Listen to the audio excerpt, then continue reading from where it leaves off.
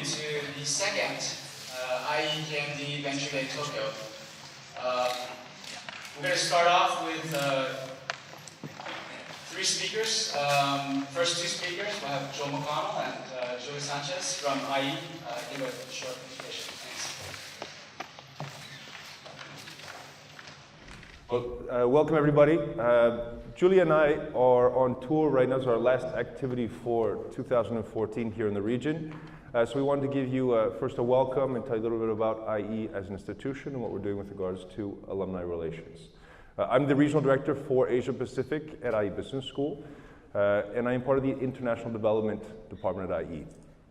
International development at IE is principally about institutional relations, alumni relations, and of course supporting candidates that want to come study with us at either our Madrid or our Segovia campus. Venture Days are very important for us at IE, and especially with regards to international development. This is our fourth and final Venture Day in Asia Pacific this year, having completed previous dates in Shanghai, Manila, as well as Seoul at the World Knowledge Forum, and today here at KO University. So thank you for joining us. I hope that if you have any questions about IE Business School and in our programs, you won't be shy to approach me later. And of course, I would like to welcome our alumni and introduce you to Julia Sanchez, who is our Global Head of Alumni Relations. Thank you, Bill.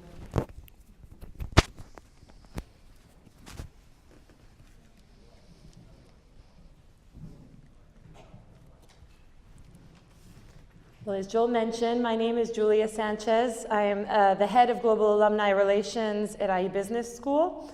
We're very proud of our alumni network. We have a very broad scope, 50,000 worldwide, located across 110 countries. And I just wanted to say that I'm absolutely thrilled to be here today. It's especially a privilege because it's my first time in Tokyo.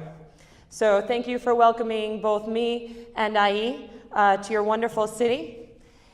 I often get asked about what makes our alumni community so special. So I wanted to share a couple points with you today, and I think that this type of event, our Venture Days worldwide, are a perfect example of why we're such a unique school. So what we strive as an alumni community is to inspire one another, to think big and put our ideas into action. We empower one another. We strive to support one another and always push the boundaries of our comfort zone and always welcome change. And third, we strive to co-create, to share knowledge, to create opportunities to positively impact not only our communities but the world at large. And so today I'm very excited to learn the ideas that you're going to present here today, and most importantly to watch them grow and to see how IE can be involved in bringing those ideas to fruition. So a special welcome to our alumni community that are here today, and a special thank you to all of you for welcoming us. Thank you.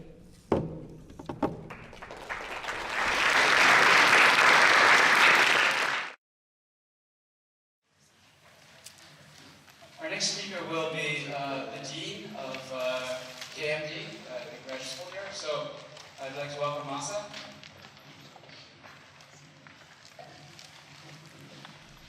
Welcome to KO University. I'm the Dean of Graduate School of Media Design. We have several campuses at KO. My campus is not here, but this is a headquarters of KO. As you know, KO University founder Fukuzawa-san is a visionary in Japan that appears on our 10,000 yen bill or $100 bill in Japanese yen. So he's a figure who's always looking forward into the future and always looking to how to create new types of leaders for the upcoming society. At KO Graduate School of Media Design, also known from KMD, we are committed to create the next generation creative leaders and also who can work beyond boundaries. Beyond boundaries we define is not only about the country, the regional boundary that goes beyond, which we call global in many ways, but also different disciplines needs to be cross-border or to do collaboration. So at KMD, we have lots of partnerships around business school consortium called SEMS. We also have a partnership with design schools called Global Innovation Design Program. And now we are starting this interesting journey about acceleration program for creating more creative types of entrepreneurs. In Japan, we need more and more entrepreneurs and entrepreneur spirit people who might not do entrepreneurship, but still have the spirit of exploring, adventurous with curiosity. We need explorers. So at KMD, we are very, very honored to participate on this Venture Day with IE Business School. I hope you'll be inspired by all these finalist presentations. This morning we had student presentations run by Professor Paris de Tetras from IE Business School. We've invited him for several years now to run an acceleration program for 2 weeks. And the result was presented by students this morning, and we've selected the 2 of the best, which will be included in the 10 presentations. So if you have any interest in going global, trying to go beyond comfort zone, as they mentioned, I think it is important to think outside the box. It's not just think, but also act outside the box. If you have interest in partnering with us, we welcome you on board on IE KMD Venture Day and the future events. Thank you very much.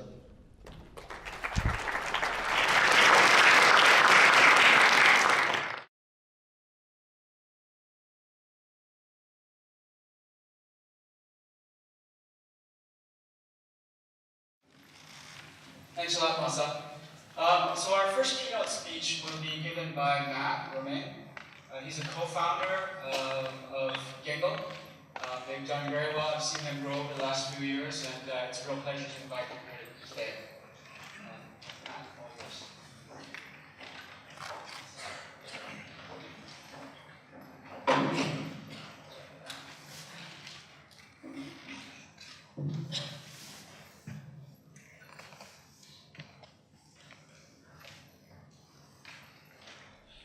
Great. So it's really a pleasure and an honor to be here. If anyone had told me 5, 6 years ago when we started Gengo that I would be giving a keynote at a pitch event like this, I would have been like, what? Like, no way. Like, I just couldn't have imagined that. And so I'm Matthew Romain, Gengo co-founder and CTO. You can follow me on Twitter. We also have a company Gengo account. So just want to kind of get a sense of the audience. How many of you are doing your own startup? Can you raise your hands? Cool. How many of you want to be doing one but are not yet? Okay, there's a couple. Cool. All right. So when we started, I think you could count on one finger how many incubators there were 5, 6 years ago. And now I feel like there's more than 20. And so there's been a lot of interesting growth over the past 5, 6 years in the entrepreneur ecosystem. And there's also been a lot of events, such as this one. I was also at another one on Tuesday. And there's a lot of events on the weekend and on evenings as well. And I think what's interesting is that when we started, there was much less access to entrepreneurs and others who either had experience or who were like-minded. But now with events like these, you get together and share some thoughts and learnings.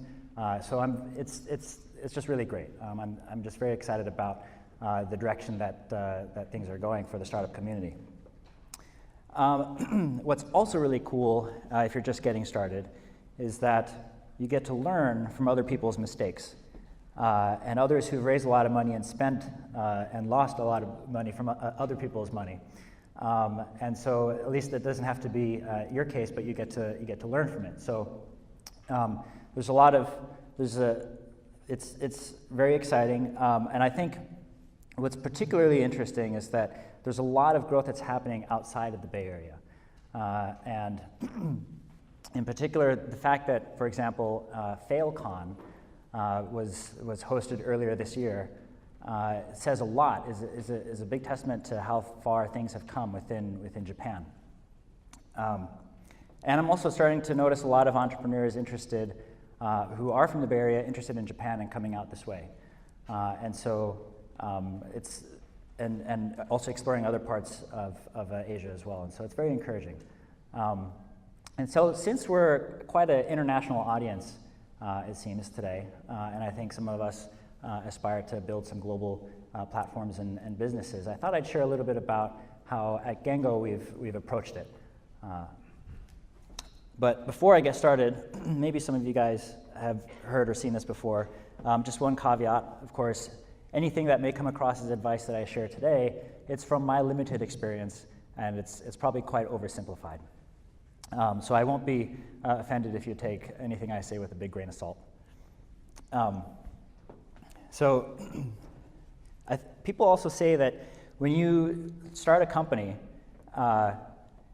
the culture of a company is often a reflection of the founding team. And so I think it'll make sense to share a little bit about myself, just to kind of give you some context to Gengo growing.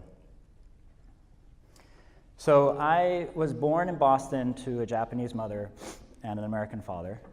Sometimes I get mistaken for an Italian, but I'm half Japanese, half American. We, as a family, we sort of flew back and forth around from the East Coast, Boston to Tokyo, lived in London for a little bit, eventually grew up here, and then went back to the East Coast to go to university. And I couldn't decide between a couple different topics, and so I ended up studying both computer science and music theory, and went on to graduate school, and then found an opportunity at Sony here in Japan, where I did a lot of audio research. And I was hired as a seishain, which is sort of a full-time employee. And when you're a seishain in a Japanese company, some of you may know, they send you through a couple different experiences, and as sort of training that's outside of what you're hired for.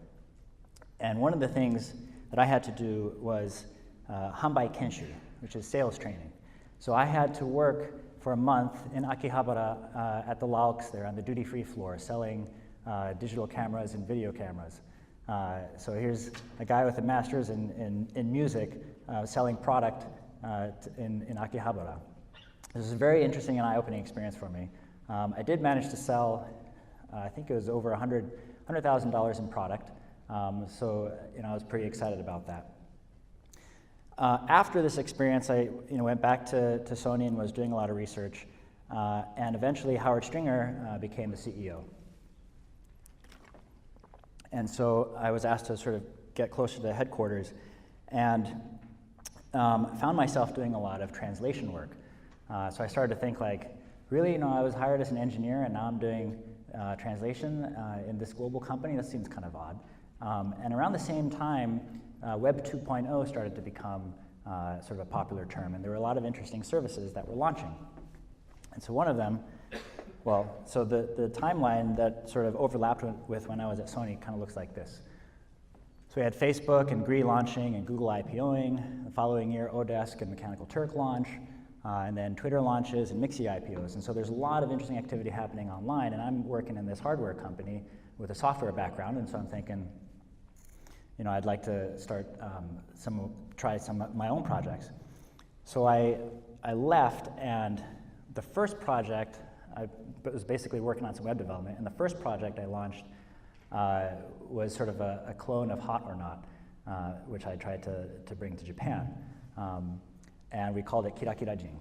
And it didn't do so well, but then I just iterated and moved on to another project. And around that time, the next project was the Nintendo Wii had come out, and so we built a site called Mi Station where you could make you could upload a photo of yourself and pay $10, and we'd make a copy of we'd make an avatar for you and then and send it to your Wii.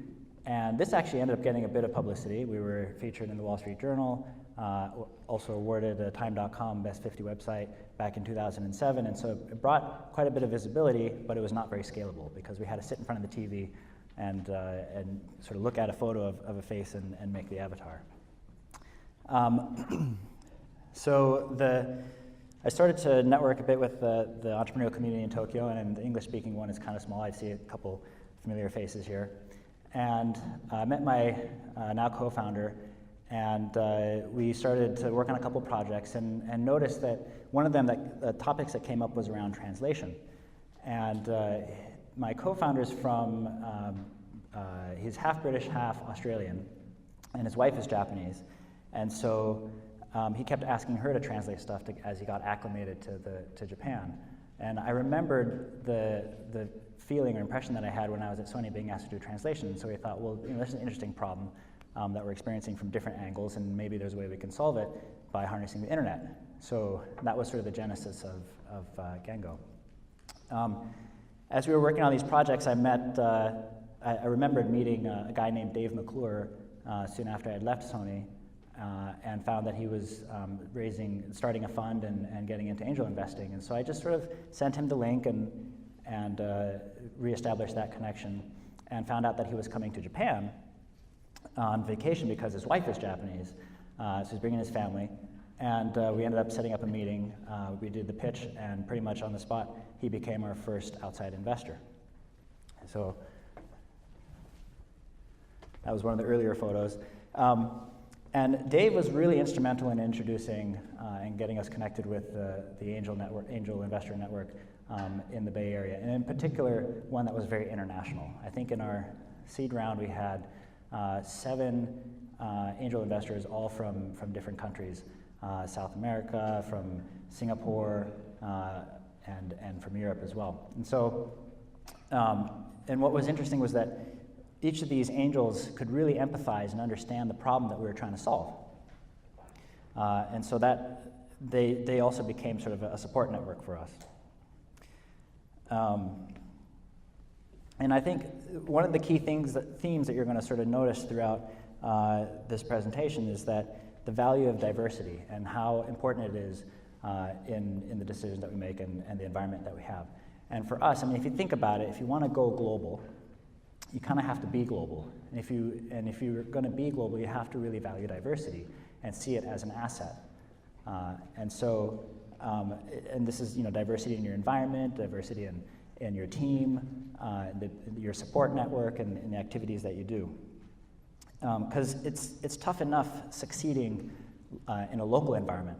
And so to succeed globally, being global itself has to be a real strength. And so how were we able to do this at Gengo?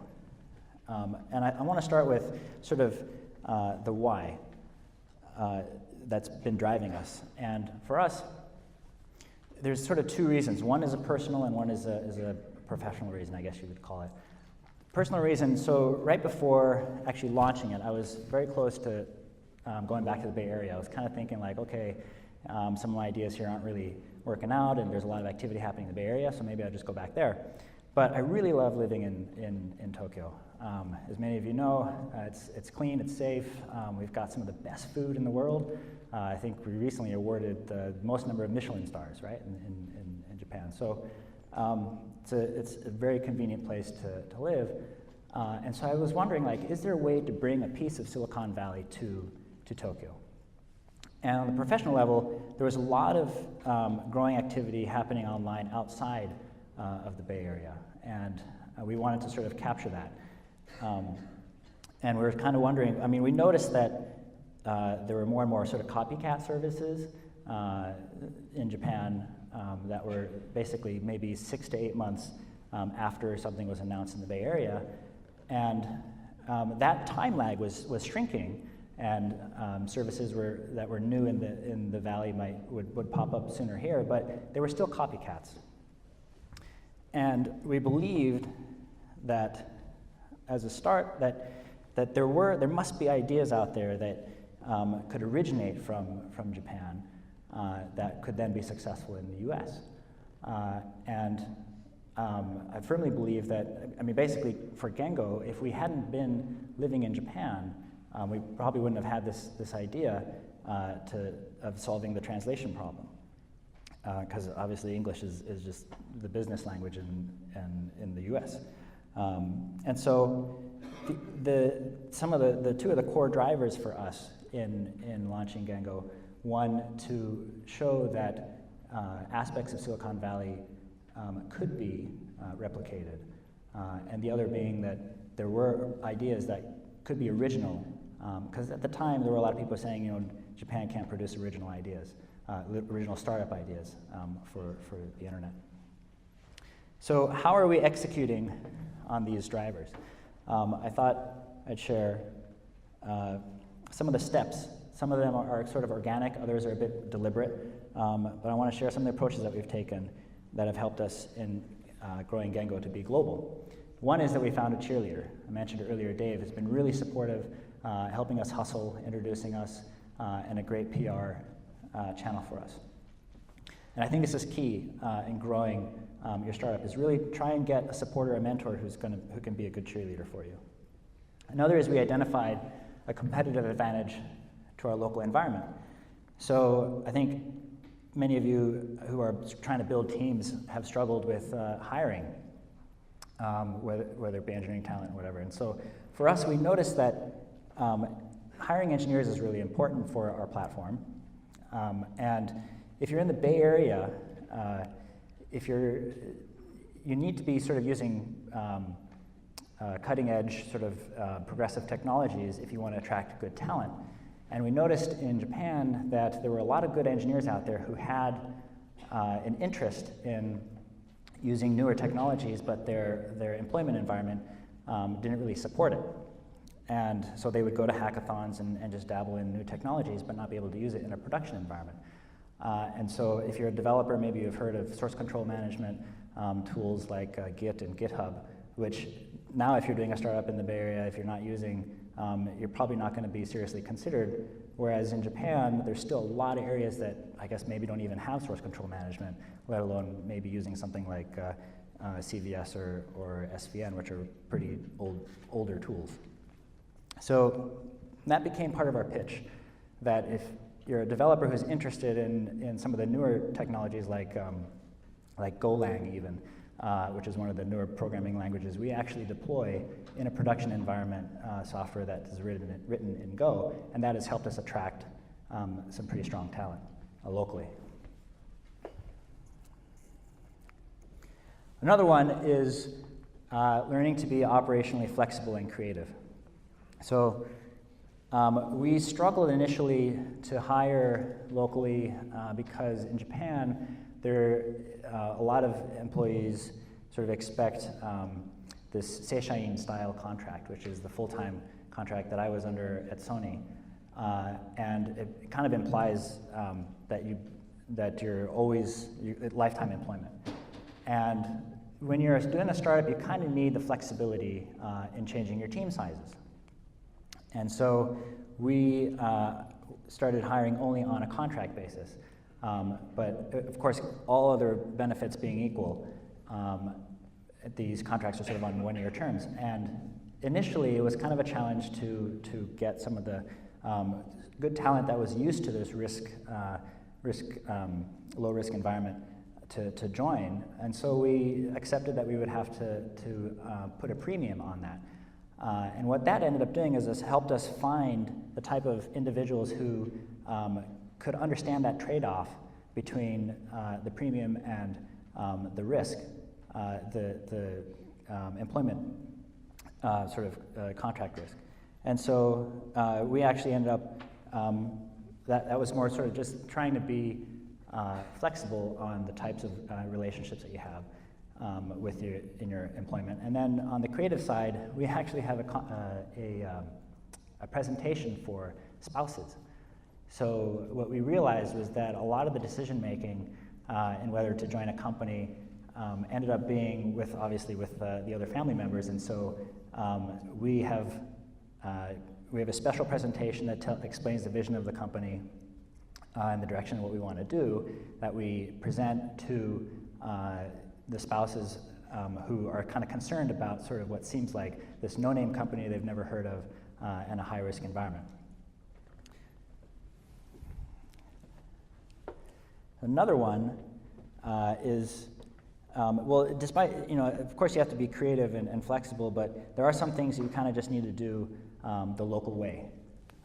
And so it still kind of surprises me sometimes when I hear company and team builders mention that they're having challenges hiring good local talent.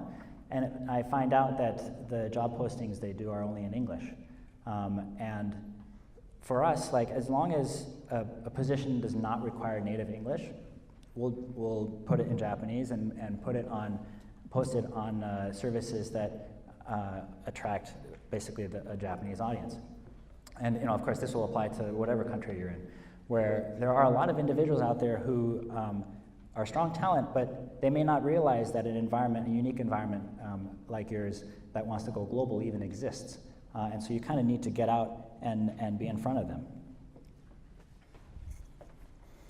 We, of course, also choose familiar and internationally available tools. This is kind of getting a little bit tactical, but for example, on payments, we use PayPal. For infrastructure, we'd use AWS. For digital rights document signing, we use a service called Right Signature. And there may be sort of better local services, but if you want to be global, you kind of have to get into the habit of using global services. And realizing that, one of the things we realized was that there may be times where we would have to shift a responsibility from one office to another, or from one individual to another who has a different cultural background. And so familiarity with the global service, or these familiar international services and tools can really help smooth things out. And so this one's kind of tough because sometimes there are local services or startups that you want to support and encourage, and they may not have been localized yet. And so it's kind of on a case-by-case basis. And finally, we do a lot of travel. And of course, make no mistake, you can't replace in-person, face-to-face time. And so we have set up an office in San Mateo because we have customers and investors out in the Bay Area. And on any given week, there's someone from the Tokyo office who's in the San Mateo office. So we really value that FaceTime. And if we can't do it physically, we spend a lot of time on Skype video and other video services within Teams and in conversations with customers around the world. For us, our mornings in the Tokyo office are really quite busy, using all the teams in Tokyo communicating with the teams in San Mateo on Skype. And we even have a wormhole, which is sort of a perpetually on video system between the two offices to sort of give a sense of a single unified office. So what has this resulted in? I thought I'd share just a little bit about what some of the stats that we have now. We have over 13,000 translators now around the world, and they help translate 37 languages, pretty much covering every time zone. We've done over 280 million words of translation, thanks to customers that we've had in over 80 different countries. And our team itself, less than 50 people, but over 10 nationalities. And this is a photo that was taken earlier this year at a conference that we do. We call it Gang Conference. It's kind of an internal conference. And as I was working on this presentation, I noticed that I was sort of following this pattern that I had seen earlier this year by a guy named Simon Sinek called The Golden Circle. Maybe some of you have seen this. And it's a really interesting, good presentation. It's a TED Talk. I recommend checking out if you get a chance. Just search for Start With Why. And it really kind of helps understand and figure out sort of your purpose and find out how that's going to drive what it is that you want to accomplish. So just wanted to share sort of two final thoughts, mostly for the entrepreneurs here today. The first one, so there's no one right way to build a company, obviously, right? You've got Facebook, you've got Microsoft, you've got Google, you've got Apple, and you've got a whole bunch of great tech companies, and they're all high impact and doing things in a very unique way. What they do have is they have a core understanding of what their culture is, and that's going to be really important as you build your teams. And hopefully, if you want to go global, you start to identify what it is about diversity for you that is an asset, that is valuable. And the other thing that I wanted to share was whenever I'm sort of having a tough time in any aspect of growing the company, I just remember that if it was easy, everyone else would be doing it. So, thank you.